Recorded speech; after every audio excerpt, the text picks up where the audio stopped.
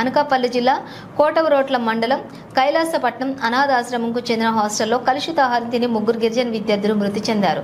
2 రోజుల క్రితమే కోటవరోట్ల మండలం కైలాసపట్నంలోని క్రిస్టియన్ ఆర్గనైజేషన్కు చెందినటువంటి హాస్టల్లో సమోసా బిర్యానీ తిని విద్యార్థులు అస్వస్థతకు గురయ్యారు.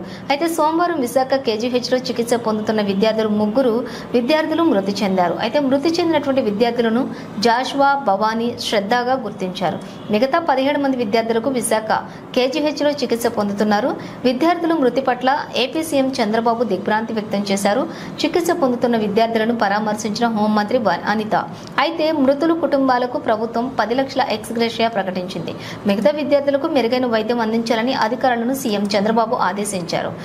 జరిగినటువంటి దుర్ఘటనపై విచారణ చేపట్టిన అనకాపల్లి జిల్లా ఎస్పీ దీపికా పటేల్ మీడియా సమావేశంలో పూర్తి వివరాలను వెల్లడించారు. గత 2 రోజుల క్రితం ఇతరులు డొనేషన్ చేసినటువంటి ఆహారాన్ని తిని హాస్టల్లో విద్యార్థులు అస్వస్థతకు గురయ్యారని తెలిపారు. ఇది జరిగిన తర్వాత విద్యార్థులను ట్రస్ట్ నిర్వాహకులు ఆసుపత్రికి తీసుకుని వెళ్లకుండా ఇంటికి పంపివేయడంతో వారి పరిస్థితి విషమించి చనిపోవడం జరిగిందన్నారు.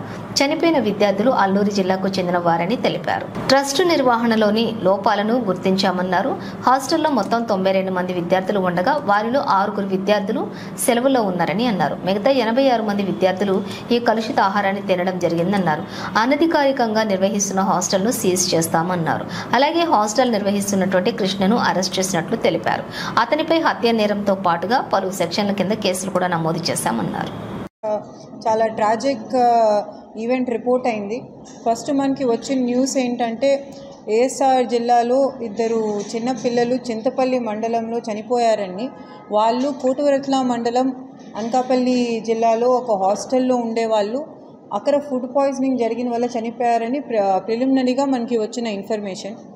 ఆ ఇన్ఫర్మేషన్ మీద ఎంక్వైరీ చేస్తే మనకి తెలిసింది ఏంటంటే రాజగోపాలపురం విలేజ్లో ఒక ట్రస్ట్ పెట్టి, పాసా ట్రస్ట్, పరిశుద్ధత అగ్నిస్తుతి ఆరాధన సమితి అని ఒకటి పెట్టి ఆ ట్రస్ట్ కింద ఇది ఒక హాస్టల్ నడుపుతున్నారు. ఈ హాస్టల్లో మన ట్రైబల్ ఏరియాస్ నుంచి పిల్లల్ని తీసుకొచ్చి అక్కడ ఉండి వాళ్ళని స్కూల్స్కి పంపించేవాళ్ళు.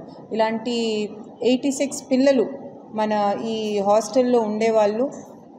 ఈ పిల్లలందరినీ కూడా ఇమీడియట్గా మనం ట్రేస్ చేసి వాళ్ళ ఫోన్ నెంబర్స్ ఐడెంటిఫై చేసి వాళ్ళ పేరెంట్స్కి ఫోన్ చేసి అందరినీ కూడా మెడికల్ ఫెసిలిటీస్కి తెస్తాం జరిగింది.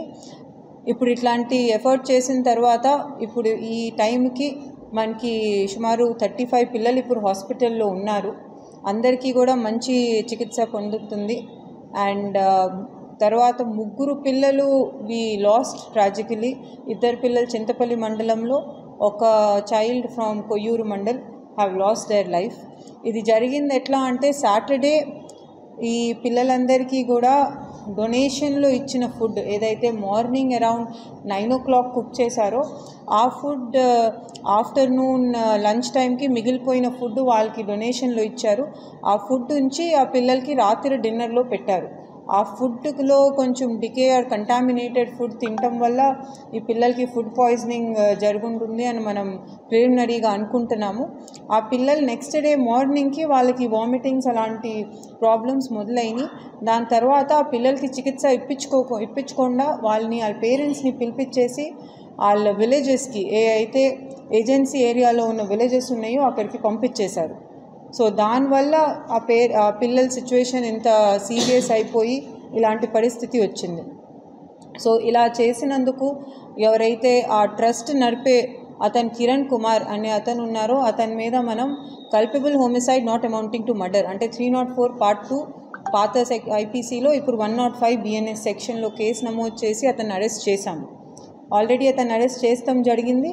ఇంకా దీంట్లో ఇంకా కూడా దర్యాప్తు చేసి అతనితో పాటు అతన్ని ఈ హాస్టల్ నడుపుతంలో ఎవరైనా సహకరించుంటే వాళ్ళని కూడా ఫర్దర్ అరెస్ట్ చేస్తాము.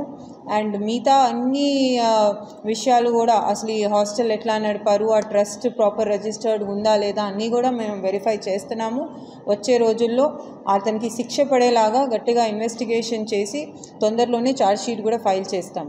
ఇంకా ఇప్పుడు ఇంకో చెప్పాల్సింది ఏంటంటే ఇట్లా ఏజెన్సీ ప్రాంతాల నుంచి తీసుకొచ్చి హాస్టల్స్లో ఇంకా కూడా ఎక్కడైనా అన్ఆథరైజ్గా నడుపుతుంటే దాని మీద కూడా జిల్లా వ్యాప్తంగా డ్రైవ్ చేసి అలాంటి పిల్లలందరినీ అలాంటి హాస్టల్స్ నుంచి తీసేసి మనం ప్రభుత్వం ద్వారా నడిపే హాస్పిటల్స్లో లేకపోతే ఏకలవ్య స్కూల్స్లో కూడా పెడతానికి స్టెప్స్ తీసుకుంటాం.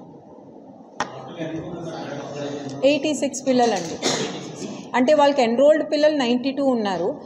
6 పిల్లలు చాలా రోజుల నుంచి అబ్సెంట్ ఉన్నారు. ఆ రోజు అక్కడ ఫుడ్ తినిందైతే 86 పిల్లలు ఉన్నారు. ఆ 86 పిల్లలందరికీ కూడా ఈచ్ అండ్ ఎవ్రీ 86 పిల్లల్ని మనం ట్రేస్ చేసాము. వాళ్ళ పేరెంట్స్తో కూడా మాట్లాడి వాళ్ళకి మెడికల్ చెకప్స్ చేపిస్తాం జరిగింది. సో ఇప్పుడు ఈ 86లోకి 35 పిల్లలు ఇంకా కూడా హాస్పిటల్లో అడ్మిటెడ్ ఉన్నారు. దీంట్లో చాలామంది పిల్లలు పర్వాలేదు అబ్జర్వేషన్లో ఉన్నారు. కేజీహెచ్కి కొంతమంది పిల్లల్ని షిఫ్ట్ చేసాం ఎవరైతే కొంచెం క్రిటికల్గా ఉన్నారో. దాంట్లో ఒక్క పాప కొంచెం బాగా క్రిటికల్ స్టేజ్లో ఉన్నారు. మిగతా పిల్లలు కొంచెం స్టేబుల్గా ఉన్నారు.